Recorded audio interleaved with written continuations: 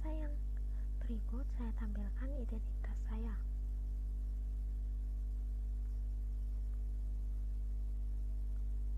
Pada video kali ini, saya berkesempatan membahas tentang itu loh, mensos yang korupsi dana bantuan COVID-19. Tahu kan? Oke, langsung saja kita bahas. Seperti yang kita tahu, setahun belakangan negara kita dilanda dengan COVID-19. COVID-19 atau virus corona ini merupakan virus jenis baru bagi dunia medis. Penularan virus ini juga sangat cepat. Hingga saat ini pun, grafik total kasus pasien akibat COVID-19 terus meningkat. Dapat dilihat di layar, total kasus aktif akibat virus corona mencapai angka 51.237 kasus per hari. Dampak virus ini sangat besar bagi kehidupan, terlebih pada perekonomian masyarakat. Pemerintah sudah melakukan upaya semaksimal mungkin untuk memulihkan ekonomi masyarakat. Pemberian paket sembako, bantuan langsung tunai, bahkan tidak jarang masyarakat sendiri juga mengadakan bantuan sosial antar sesama. Tapi, awal bulan Desember lalu, muncul nih kabar tidak mengenakan dari pejabat negeri. Rasi tadi, kalian sudah tahu kan? Ya, korupsi. Dana bantuan yang harusnya untuk rakyat, apalagi di masa pandemi seperti ini, sangat sulit bagi mereka untuk bertahan hidup. Kali ini, oknum dari Kementerian Sosial yang mengambil hak masyarakat itu.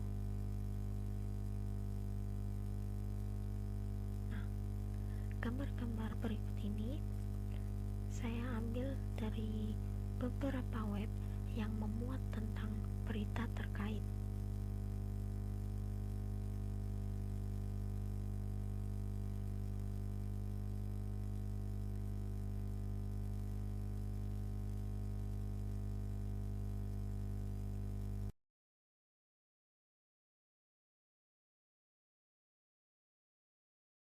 Mengatakan bahwa Menteri Sosial Juliari Batubara ditetapkan sebagai tersangka oleh Komisi Pemberantasan Korupsi dalam kasus dugaan korupsi bantuan sosial COVID-19. Padahal, jauh hari sebelumnya, Bapak Joko Widodo sudah mengingatkan kabinetnya untuk tidak main-main dalam penggunaan anggaran bencana, terutama saat pandemi COVID-19.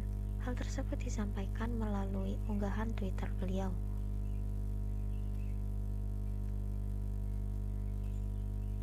Penetapan tersangka Juliari merupakan perkembangan operasi tangkap tangan pada hari Sabtu 5 Desember lalu terkait dengan korupsi bansos untuk wilayah Jabodetabek.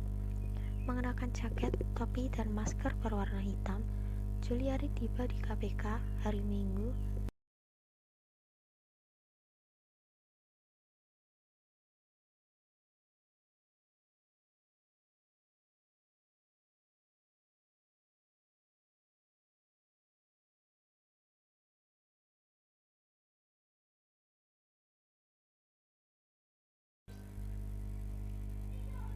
Dalam konferensi pers, Ketua KPK Firly Bahuri menduga Juliari Batubara menerima uang sebesar 17 miliar rupiah dari hasil korupsi bansos sembako. KPK menduga uang tersebut digunakan untuk keperluan pribadi. Menteri Koordinator Bidang Politik Hukum dan Keamanan Mahfud MD mengatakan, pejabat pusat dan daerah yang melakukan tindak pidana korupsi berkaitan dengan anggaran bencana COVID-19 terancam hukuman mati. Sesuai dengan Pasal 2 Ayat 2 Undang-Undang Nomor 20 Tahun 2001 tentang Pemberantasan Tindak Pidana Korupsi berbunyi, dalam hal tindak pidana korupsi sebagaimana dimaksud dalam ayat 1 dilakukan dalam keadaan tertentu,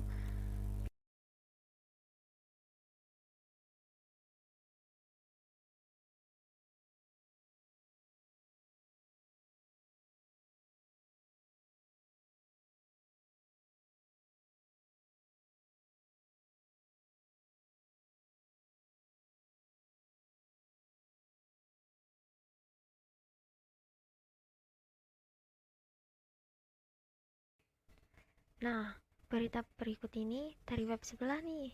Dimuat dari laman kompas.com. Menurut pasal 11, hukuman yang menanti pelaku korupsi adalah penjara paling singkat 1 tahun dan paling lama 5 tahun. Selain itu, pelaku juga dikenakan pidana denda paling sedikit 50 juta dan paling banyak 150 juta. Hukuman tersebut berlaku bagi pegawai negeri atau penyelenggara negara yang menerima hadiah atau janji padahal diketahui atau patut diduga bahwa itu diberikan karena kekuasaan atau kewenangan yang berhubungan dengan jabatannya. Sementara itu, pasal 12 menyebut pelaku korupsi bisa dipidana penjara seumur hidup atau pidana paling sedikit 4 tahun dan paling lama 20 tahun.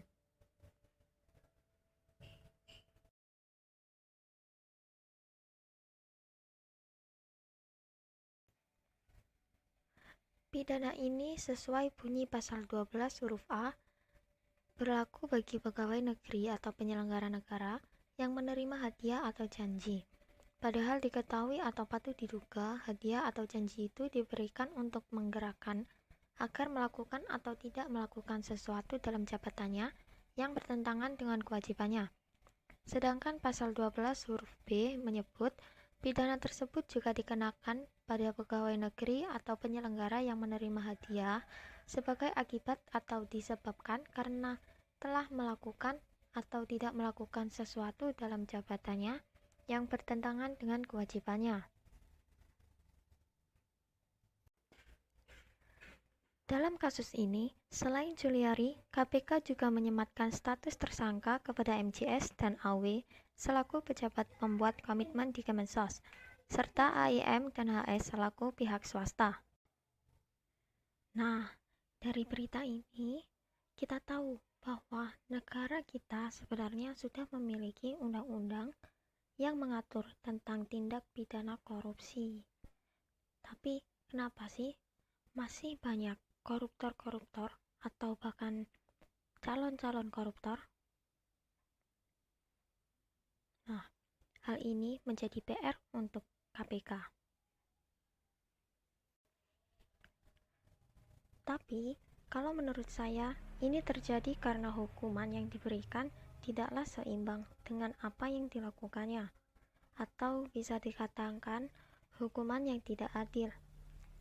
Ya, memang saya bukan orang yang paham masalah hukum, tetapi saya berpikir kalau para koruptor dihukum dengan hukuman penjara seumur hidup dan denda sebanyak harta yang dimiliki atau bisa dikatakan dimiskinkan, mungkin mereka akan jerah dan memungkinkan juga membuat orang takut untuk melakukan korupsi.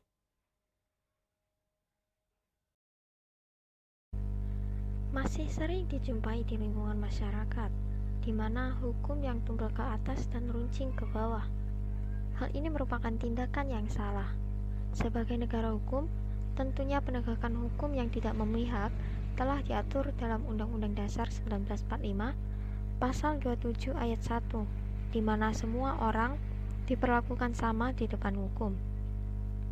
Untuk menerapkan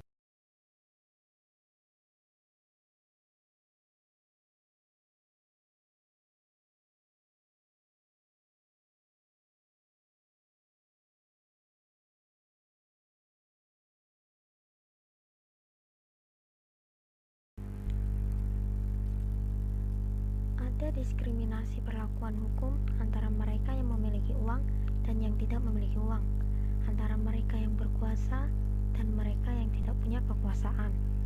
Keadilan bagi semua hanyalah kamuflase saja. Namun realita hukum terasa justru dibuat untuk menghancurkan masyarakat miskin dan menyanjung kaum elit. Penegak hukum lebih banyak mengabaikan realitas yang terjadi di masyarakat ketika menegakkan undang-undang atau peraturan. Untuk itu diperlukan penegak hukum yang berintegritas dan berkomitmen tinggi untuk melakukan penegakan hukum yang ada di Indonesia. Karena penegakan hukum yang bersih merupakan modal yang kuat dalam menegakkan hukum yang didambakan.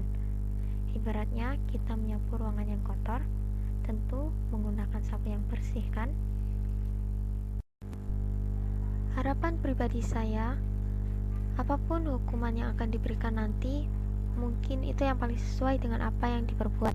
Dan semoga Bapak Presiden segera merapikan data orang miskin atau penerima bansos secepatnya, yang mungkin sampai saat ini patut diduga sengaja tidak dibereskan supaya dapat melindungi upaya korupsi mereka. Padahal sesuai dengan Perpres nomor 39 tahun 2018 tentang Satu Data Indonesia, berbagai data, termasuk data orang miskin, dikelola oleh Forum Satu Data di Bappenas. Namun sampai saat hari ini tidak jelas nasibnya.